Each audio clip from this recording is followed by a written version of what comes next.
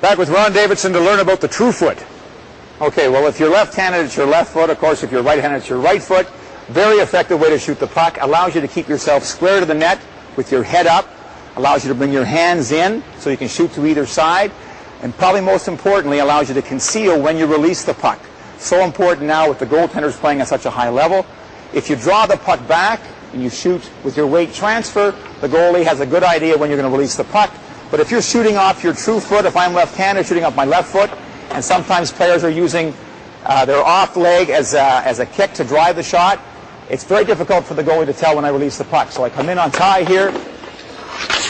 So when I have the puck in that position and I use a leg kick, it's difficult for the goalie to tell when I release it.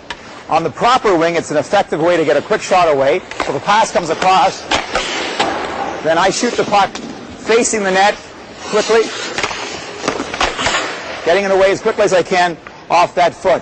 One thing that we see some of the players do is work fakes off their back foot or their true foot. So if I'm coming in on tie on a breakaway, for example, and I lift that foot to fake the shot, I can drop my foot down and then deke off this side. Okay? Great way to practice if you've got a partner here with Joe. Qu'est-ce que je vais faire? Si tu places, je saute le premier, tu vas te replacer. C'est vrai?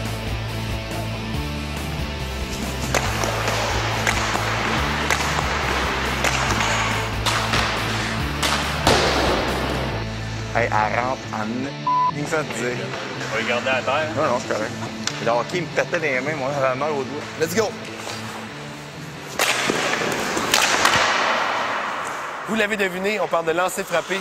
On a un des meilleurs de la Ligue nationale à ce sujet, Philippe Boucher. Philippe, merci d'être ici. Salut Joël, ça fait plaisir. Le lancer frappé, c'est important dans ton style de jeu. Tu l'as utilisé depuis que tu es tout petit. Je me souviens, on jouait un contre l'autre quand on était pee-wee. Tu avais déjà un bon lancer frappé. Comment tu l'utilises dans la Ligue nationale? La clé du succès d'un lancer frappé, c'est puissance, puissance, puissance. C'est la raison qu'on utilise ça.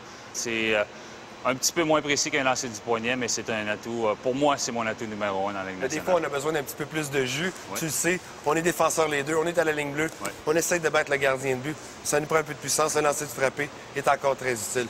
Écoute, exactement. Philippe, on va rentrer direct dans le feu de l'action. On va faire des lancers. C'est beau.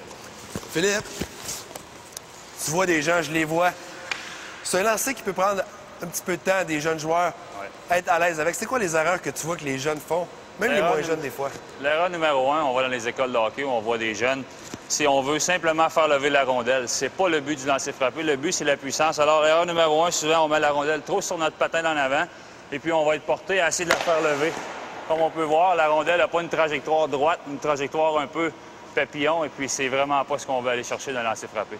Quelques erreurs aussi qu'on voit, le positionnement des mains. On a les mains trop hautes, on ne peut pas faire un bon lancer frappé. Il faut vraiment se sentir fort. On essaie de fermer, utiliser la pression du bâton, frapper en arrière de la rondelle un petit peu la glace.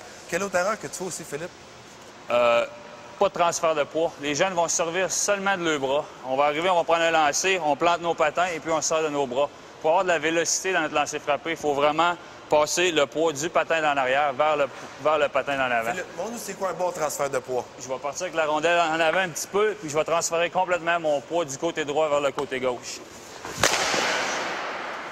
On voit que c'est efficace.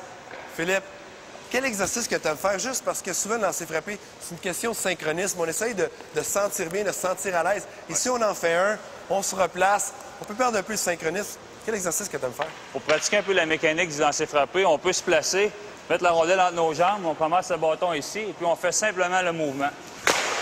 On fait le mouvement, on trouve une rondelle idéale, un endroit idéal pour mettre la rondelle. Puis en s'en allant, on peut prendre un peu plus de puissance, comme je disais tantôt, transférer le poids.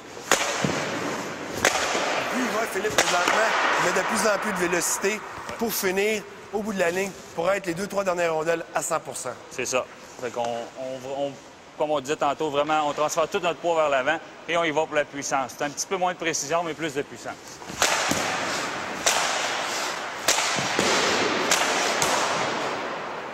Philippe, un point qu'on a nommé tantôt, c'est que les gens vont mettre la rondelle un petit peu en avant. C'est pas facile des fois. On sent qu'on n'a pas grand temps. On veut se dépêcher. On veut laisser le lancer frapper avec une rapidité raisonnable. On veut pas non plus prendre trop de temps.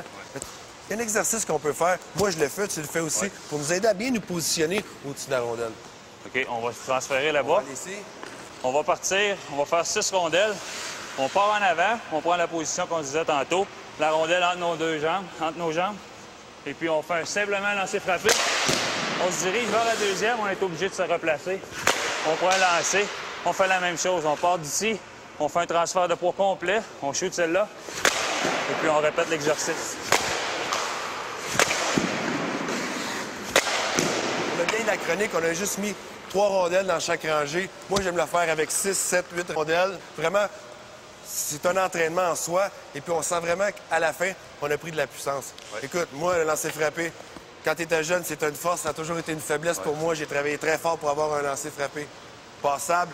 Mais quand tu étais jeune, est-ce que tu l'as vraiment pratiqué, le lancer frappé?